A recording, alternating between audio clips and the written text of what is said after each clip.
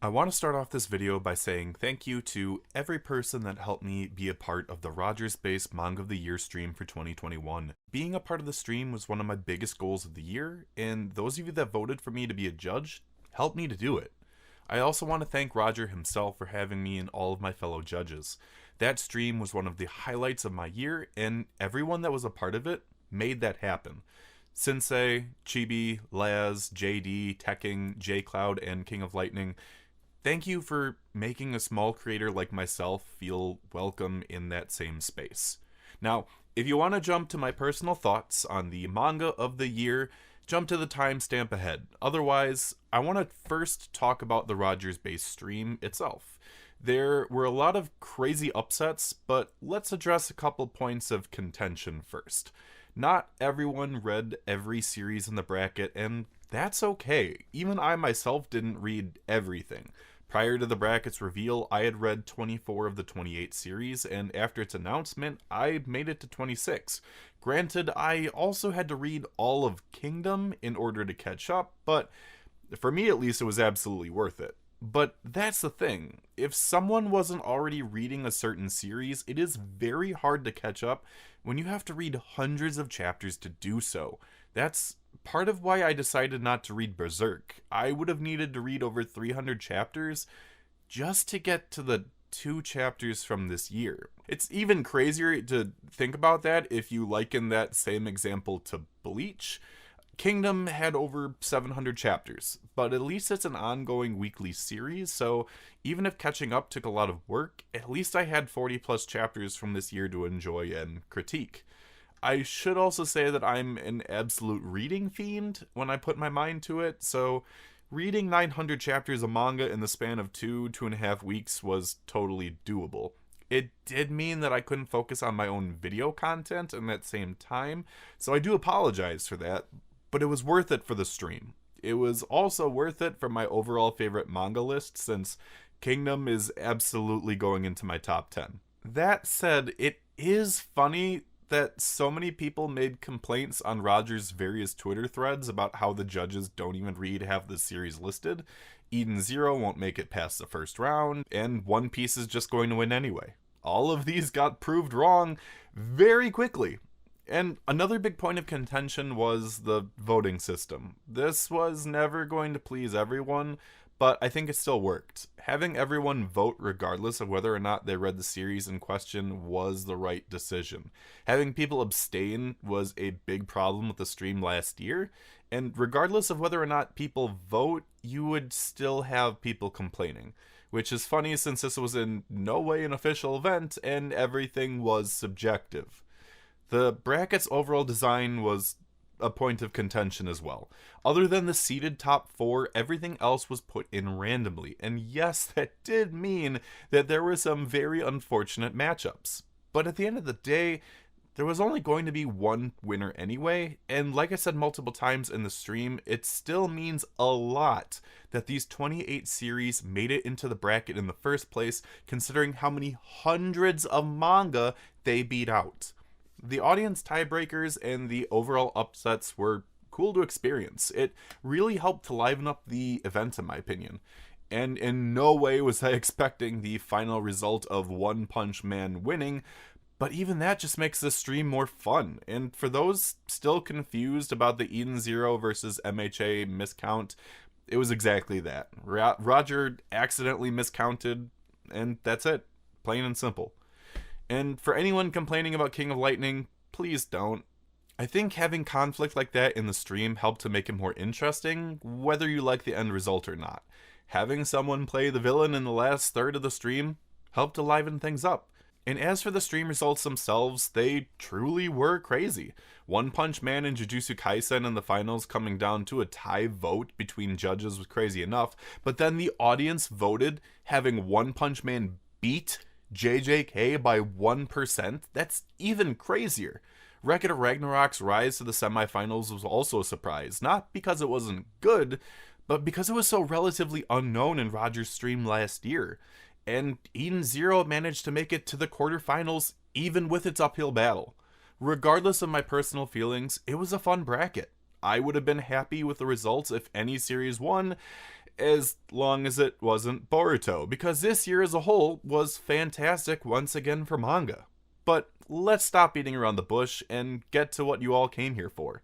It's time to discuss my own thoughts on Manga of the Year for 2021, and I'm going to break it down in two ways. I'm going to start with my own picks for Roger's bracket, and after that I will give my own top 20 list with some entries that didn't make it to Roger's top 28 as voted by the fans. And just to be clear here, these are my opinions. You are more than free to agree or disagree with me, as everyone is allowed an opinion. So, going down in order for the bracket, I've got One Punch Man beating Mashle, Berserk beating Bleach, Undead Unluck beating Kingdom, Sakamoto Days beating Dandadan, The Elusive Samurai beating Attack on Titan, Record of Ragnarok beating JoJolion, Oshi no Ko beating Blue Lock, Blue Period beating Tokyo Revengers, Dr. Stone beating Blue Box, Kaiju number 8 beating Boruto, Eden Zero beating Mission Yozakura Family, and Spy Family beating Komi Can't Communicate. Now, despite my picks here, I do want to say that Kingdom, Dandadan, Blue Lock, and Mission Yozakura Family all make my personal top 20 for the year.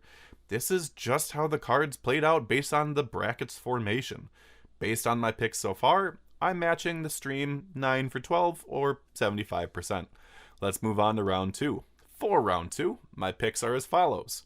One Punch Man beats One Piece, Undead Unluck beats Berserk, Sakamoto Days beats Black Clover, Record of Ragnarok beats The Elusive Samurai, Jujutsu Kaisen beats Oshi no Ko, Dr. Stone beats Blue Period, Kaiju number 8 beats MHA, and Eden Zero beats Spy Family. Here's where the upsets come on my end. JJK is the only seeded series that I have moving on to the quarterfinals. Not that One Piece, Black Clover, and MHA weren't good this year, because they were. For me, it just came down to a matter of consistency. They had absolutely great highs, but also a number of lows. When evening things out, I just had Sakamoto, One Punch Man, and Kaiju coming out on top. Once again, comparing my results to the stream bracket, I am 5 for 8 here, or matching at about 62.5%.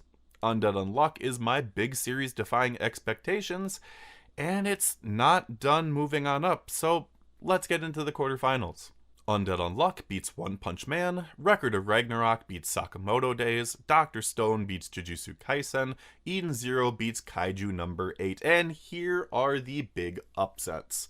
I've got Undead Unluck beating the top pick for the stream as a whole, and Dr. Stone beating the runner-up. And before the JJK fans have my head, it does slot into the 4th place spot on my top 20 list for the year. It's just that Dr. Stone had one hell of a year as it makes its way towards its 2022 finale.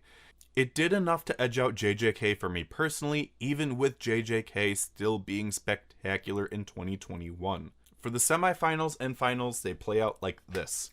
Undead Unluck beats Record of Ragnarok, Eden Zero beats out Dr. Stone, and Eden Zero goes on to take the top spot in the finals.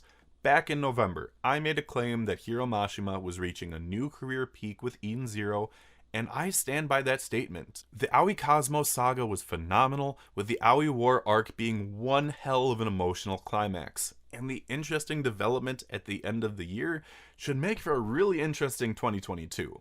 As for Undead Unluck, it delivered my favorite content from Weekly Shonen Jump this year. The fight against the 4 seasonal UMAs has been incredibly interesting, while giving us some well-needed development for several of our characters and history on the world and its rules. It's honestly a shame that Yu Yu ended up in Mashle's shadow, considering how strong Yu Yu has been going, while Mashle has become admittedly stagnant. But all of this is just my opinion based on Roger's bracket. If we remove the bracket and just go with my top 20 for the year overall, we get a very different picture. This is my personal ranking for the manga that I've read in 2021.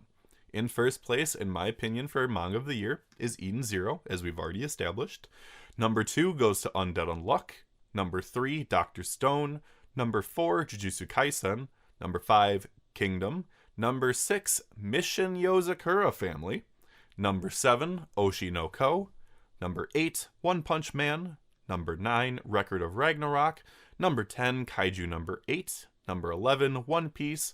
Number 12, Fire Force. Number 13, Sakamoto Days. Number 14, Dandadan. Number 15, My Hero Academia Vigilantes. Number 16, My Hero Academia. Number 17, Shangri-La Frontier. Number 18, Black Clover. Number 19, Blue Lock. And number 20, So no Frieren. While not making it into my personal top 20, I still really enjoyed Blue Period, Tokyo Revengers, Spy X Family, and The Elusive Samurai. Just not enough to put them in my personal top 20, at least at the time of making this video. But certain series toward the bottom are definitely interchangeable. I also want to give a quick shout out to Orient, Ranger Reject, and Chojin X. All three had great years in my opinion, but they still got a bit edged out for me. Absolutely worthy of top 30 spots, but getting past 20 becomes a bit arbitrary with how things can be shuffled around on my list. You might also notice that I have 4 additions to the list that didn't make it into Roger's top 28 as voted by his fans. Those are My Hero Academia Vigilantes, Fire Force, Shangri-La Frontier, and So no Frieren. Am I shocked that they didn't make the initial list though? No. Fire Force and Shangri-La both come for Weekly Shonen Magazine, which is always a mixed bag for reception, given how its series aren't treated equally when it comes to official translations. That's even truer for Shogakukan series like So no Frieren. I also recognize that, at least in Frieren's case, it isn't a series for everyone given its tone and pacing, but I've been one of its biggest supporters since it came out last year. As for Vigilantes over the MHA series proper, I honestly just enjoyed it a bit more overall. More than anything else, I'm disappointed that this series isn't given the recognition it deserves, and they should have made an anime ages ago, but the series remains untouched for whatever reason. As for series in the bracket from the get-go, I mentioned earlier not to worry about my own personal feelings on certain series that got eliminated early on in the bracket. Some series just had really unfortunate matchups from the get-go. Despite that, I have both Kingdom and Mission Yozakura Family in my top 10 for the year.